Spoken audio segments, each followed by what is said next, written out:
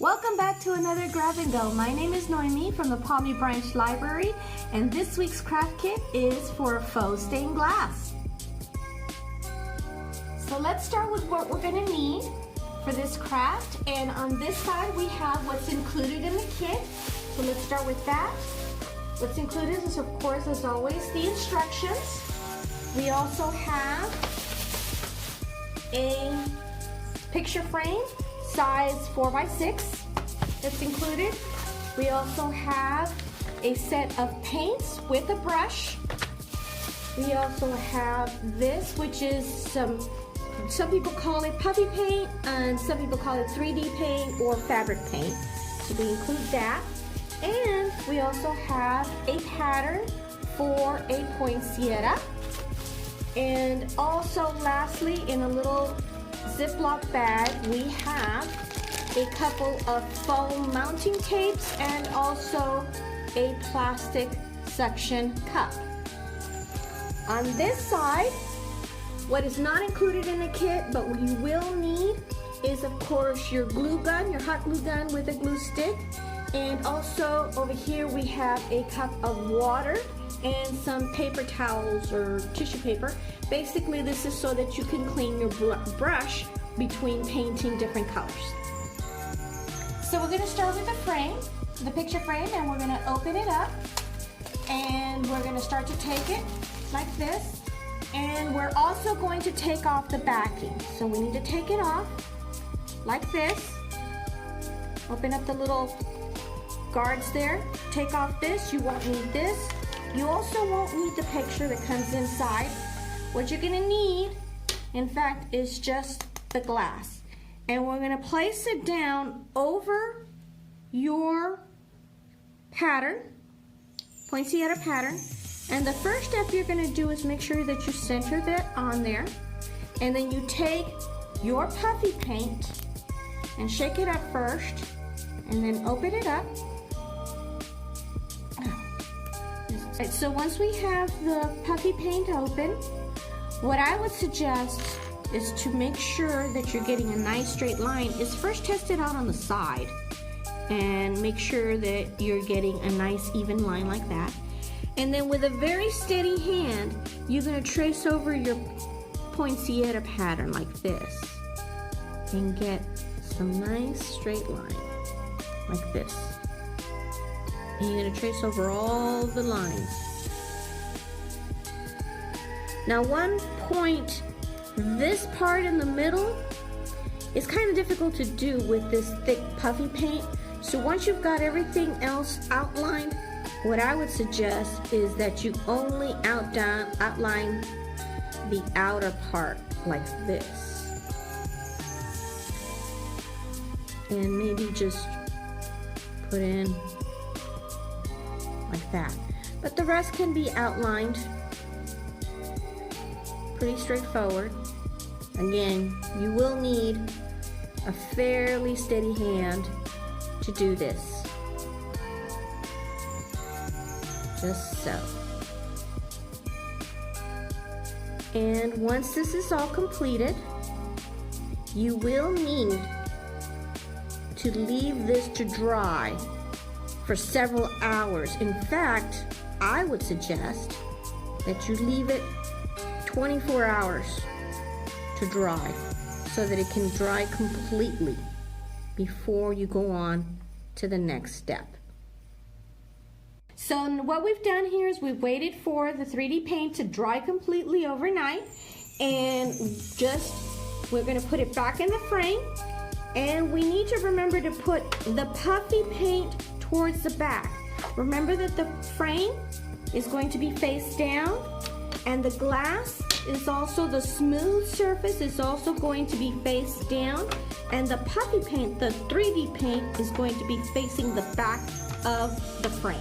So now we're getting ready to paint, and of course we're going to start with our poinsettia. So I'm going to start with the red, and I'm going to go ahead and just put in the paint. The good news is that with the 3D puffy paint, it makes for an excellent border so that your colors do not run together. So here we are, we're going to go ahead and start filling in the different colors. including the petals to the poinsettia, and we make sure that we make it nice and rich and deep, have plenty of color in there. And like I said, the perfect thing about this puffy paint is it makes for a nice color by numbers type of situation. And if we want to switch colors, all we have to do is remember to have that fortunate cup of water nearby so that we can rinse out our brush and we can switch over to a different color, which of course is perfect for when we want to switch over to the leaf, like this. And we're going to do that with the rest of the poinsettia. Once we're done, again, remember that you need to leave it to dry completely. I suggest that you leave it to dry at least overnight so that the colors have a good amount of time to stay and completely cure onto the glass. And if you want to speed up the process, you can also put it under a fan so that it makes it dry a little bit faster if you want to do that. So this is what it's going to look like once it's already dry. We've let it dry completely. This is the back, which has the puffy paint and the paint already dry on this side. This is the front of the stained glass. You see how it's nice and smooth and has that nice glassy look to it. When we place it back into the frame, we're going to place it this way with the puffy paint and the regular paint facing the back, and so that when we put it on the frame, it's going to look basically like this. But to secure it, this is when we're going to use our hot glue. And I would suggest that you only do a little drop basically on each corner, because remember that hot glue tends to squish out once you push it down. And these frames are not really all that sturdy.